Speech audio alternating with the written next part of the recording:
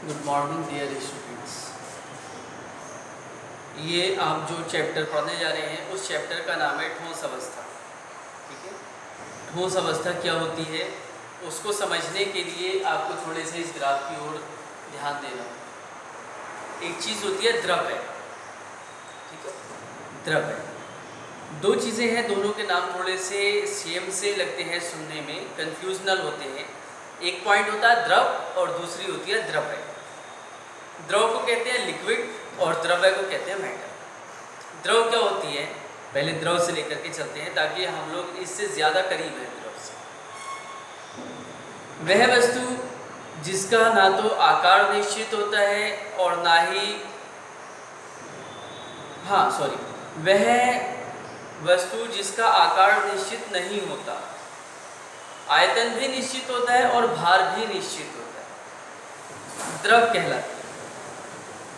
जैसे जल, पानी को हम जिस बर्तन में करते हैं वे उसी के आकार को ग्रहण कर लेता है। ग्लास में करते हैं, ग्लास के आकार को ग्रहण कर लेता है। जग में करते हैं, पाइप में करते हैं, प्लेट में करते हैं, फ्लैट फ्लैट हो जाता है। तो इससे ये बात प्रूव होती है कि पानी का कोई आकार अपना नहीं होता, उसे जिस आकार के बर्तन में फिल किया जाता है वो उसी के आकार को अपना आकार बना लेता है। अर्थात पानी का आकार फिक्स नहीं होता है। तो ये द्रव की प्रॉपर्टी है कि द्रव जो होते हैं उनका आकार निश्चित नहीं होता है, आयतन निश्चित होता है। ठीक है, अब हम बात करते हैं द्रव्य की। द्रव क्लियर हुआ। वह वस्तु जिसका आकार निश्चित ना हो द्रव कहलाती है। जिस वस्तु को, जिस द्रव को जिस आकार के बर्तन में फिल किया जाता है वो उसी के आकार को ग्रहण कर लेती हैं, उसी के आकार को अपना आकार बना लेती है। ये द्रव की मेन प्रॉपर्टी है। अब बात आती है द्रव्य, मैटर। ये क्या चीज़ होती है? प्रत्येक वह वस्तु जिसमें वजन होता है, वेट होता है, चाहे कितना ही कम क्यों ना हो। वायु है, वायु को भी जब हम मेजर करते हैं तो उसमें भी वेट होता है, अर्थात वायु भी द्रव्य है। इसको प्रूव करने के लिए हम एक बैलेंस लेते हैं कि वायु में वेट है या नहीं है, और उस बैलेंस की दोनों साइडों में जो है हम ट्यूब रखते हैं। साइकिल की ट्यूब हो या किसी और ट्रक वगैरह की ट्यूब हो, जब तक उन दोनों में हवा भरी हुई नहीं है तो दोनों का वेट इक्वल आता है। उसके बाद एक में हम हवा को फिल कर देते हैं, एयर को फिल कर देते हैं और दूसरी ब्लैंक रखते हैं। तो जिधर वाली साइड में हम हवा वाली ट्यूब रखते हैं उधर का वजन थोड़ा ज़्यादा आता है। इससे ये बात प्रूव होती है कि हवा में, एयर में भी वेट होता है।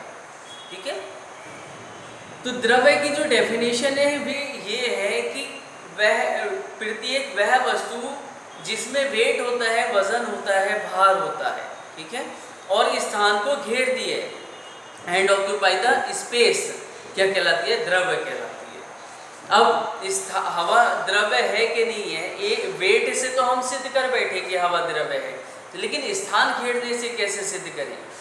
एक हमने ट्यूब ली थी बिना हवा वाली और एक में हवा भर दी थी, तो जिसमें हवा भरी है वो फूल गई है, जो कि इस बात को प्रूफ करती है कि एयर जो है वो भी स्थान घेरती है।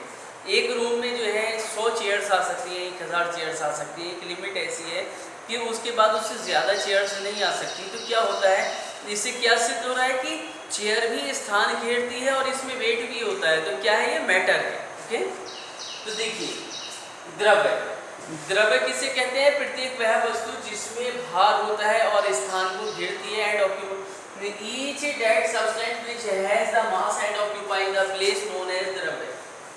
द्रव्य is of two type, दो टाइप के होते हैं द्रव्य। एक दृढ़ होते हैं। दृढ़ कौन से कहलाते हैं?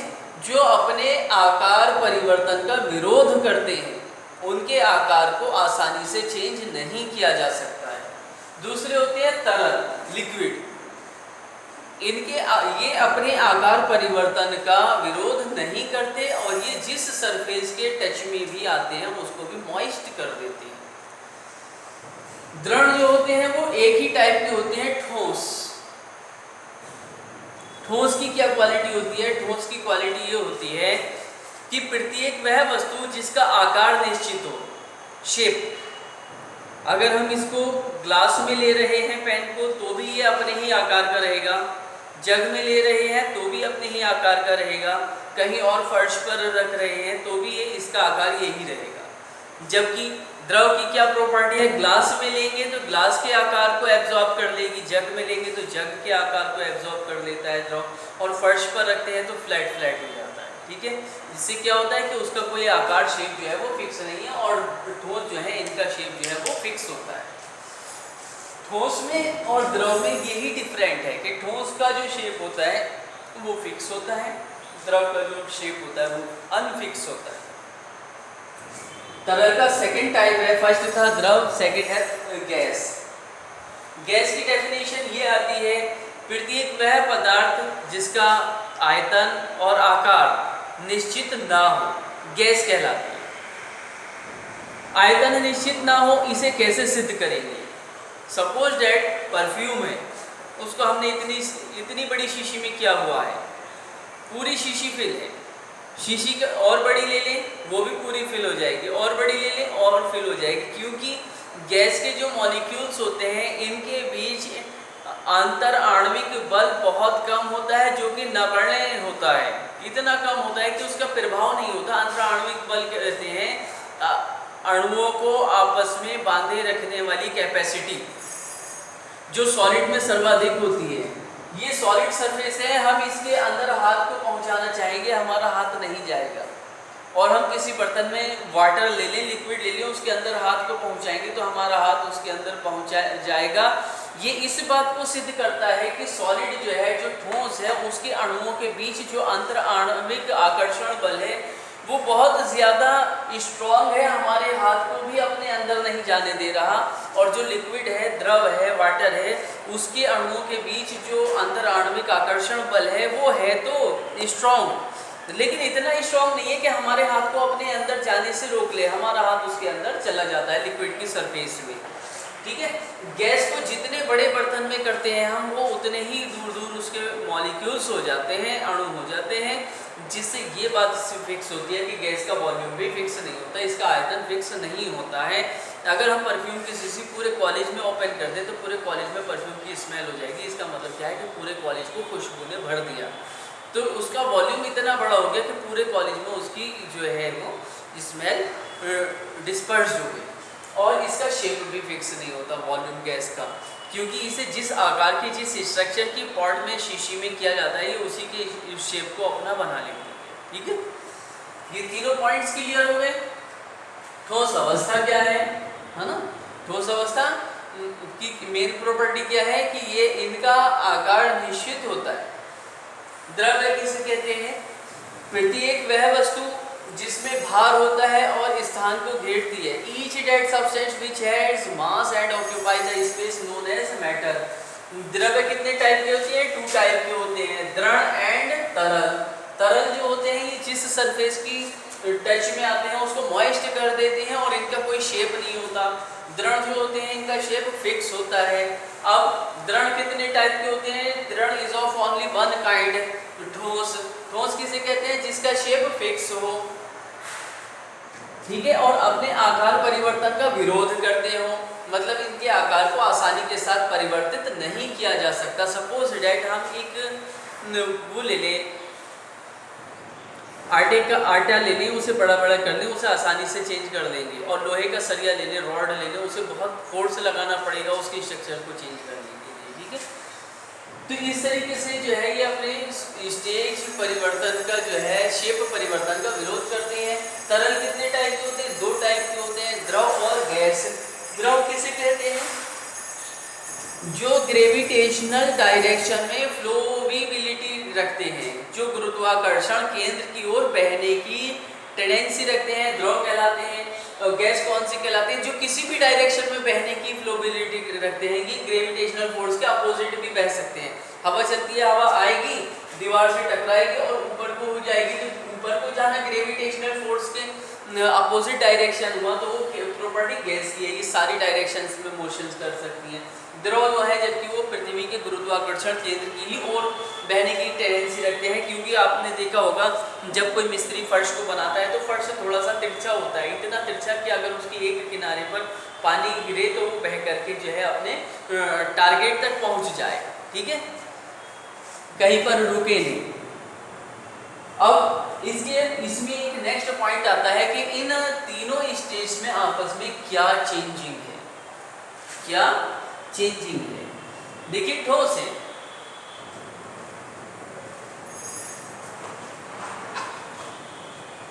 ठोस को जब हम गर्म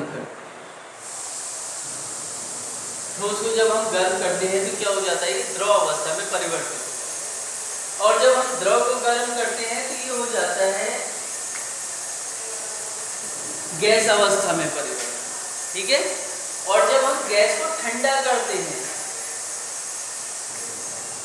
तो ये किस में चेंज हो जाती है, द्रव में, और जब हम द्रव को ठंडा करते हैं किस में चेंज हो जाती है, ठोस में। इसको आप कैसे समझेंगे, देखिए बहुत आसान पॉइंट है, आसानी से समझ जाएंगे आप, माइंड पर कोई प्रेशर नहीं पड़ेगा। हमारे पास बर्फ है, बर्फ से लेते हैं, ठीक है, बर्फ है, गर्मी का मौसम है, आसानी से याद आ जाएगा बर्फ कैसे से। बर्फ है, बर्फ को हमने गर्म करना शुरू किया, किस में बदल गया, पानी में बदल गया। पानी को गर्म करना शुरू किया, भाप बन करके उड़ गया एटमॉस्फेयर में चला गया, वातावरण में, ठीक। वातावरण में जो गैस है उसको हमने ठंडा करना शुरू किया टेम्परेचर डाउन करके, ठीक है।